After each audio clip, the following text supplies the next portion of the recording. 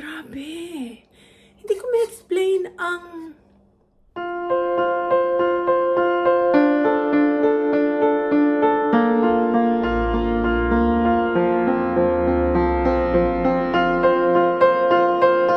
Okay, so ngayon gagawa naman tayo ng traditional caramel cake according to Chef RV na ang tawag daw ay Nutella icing. It's not Nutella, but Nutella. Okay. So yung measurement ko is hinati ko na lang. So maglalagay tayo ng 2 cans na evaporated milk. 1/4 cup na corn flour or cornstarch. 1/4 na brown sugar. 4 na egg yolks.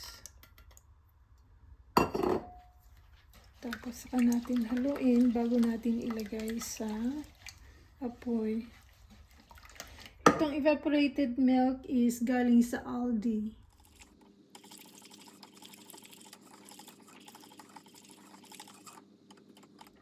Feeling ko natunaw na yung cornstarch, kaya pwede na natin ilagay sa apoy. Ngayon is lulutuin natin hanggang lumapot. At hopefully hindi masunog ang ilalim. Kasi normally pag napapabayaan, lalo na pag may sugar, madaling masunog yung ilalim. So, yun yung deal breaker pagdating sa lasa. So, medium heat lang yung gamit ko. Continuous stirring lang ako kasi meron pa ako nakikitang corn flour kanina na parang hindi pa talaga siya totally na-dissolve. Ang pwede nyo rin gamitin dito is yung ganache. Nakita ko yung ginawa ni Kusina Chef na gumawa siya ng chocolate moist cake na merong ganache. Ang ganda ring tingnan. Pero hindi ko pa na-try, hindi ko pa nasubukan. Kaya, hindi pa ako makaka-comment doon. Ito muna kay Chef RV. So, nag-i-stir na ako ng 2 minutes, 2.5 minutes.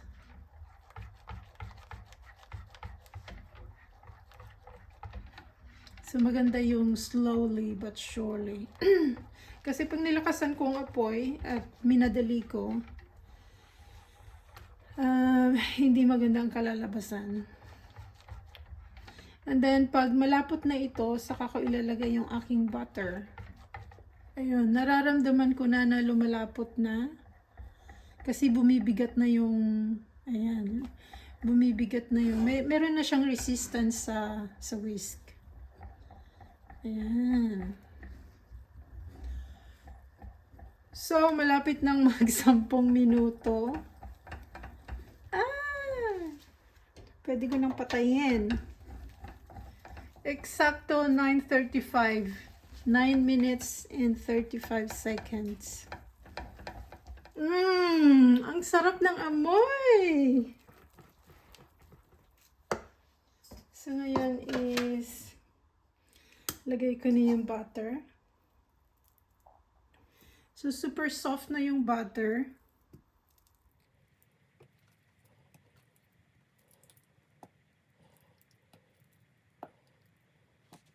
Tapos, continuous stirring pa rin tayo hanggang sa matunaw na lahat yung butter. Ingat lang, kasi mainit pa yung caramel. Baka mapisikan yung kamay ninyo. Super luscious, oh! Yan! Okay. Ngayon, pwede na nating i-spoon doon sa ating cake.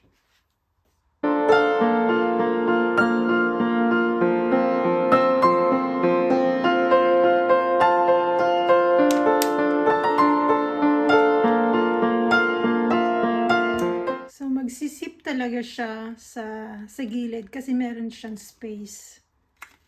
Okay, now pwede na natin itong ilagay sa ref, sa fridge. At ipapaset natin o pwede na nating tikman ngayon na. Pero may init pa eh.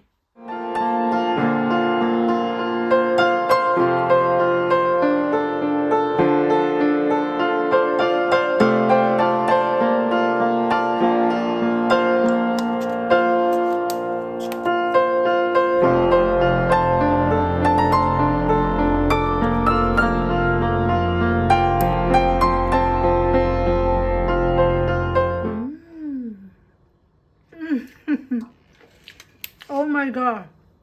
Oh my God. Oh my God! Chef Harvey!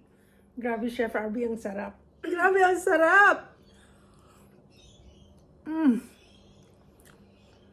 Ang lambot ng cake at yung caramel, kahit hindi na naset, pwede nang kainin agad. Super sarap talaga.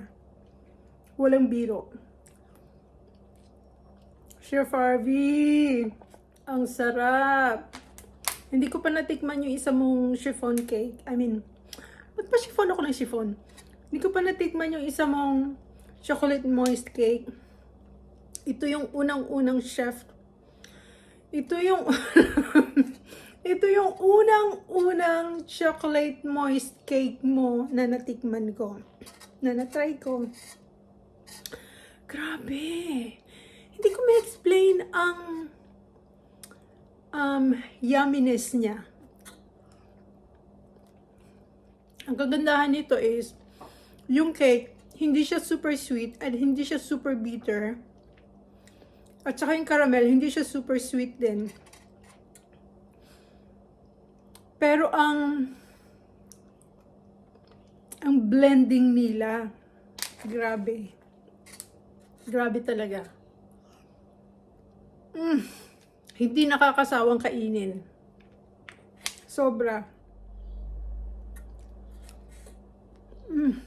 Thank you for watching this video.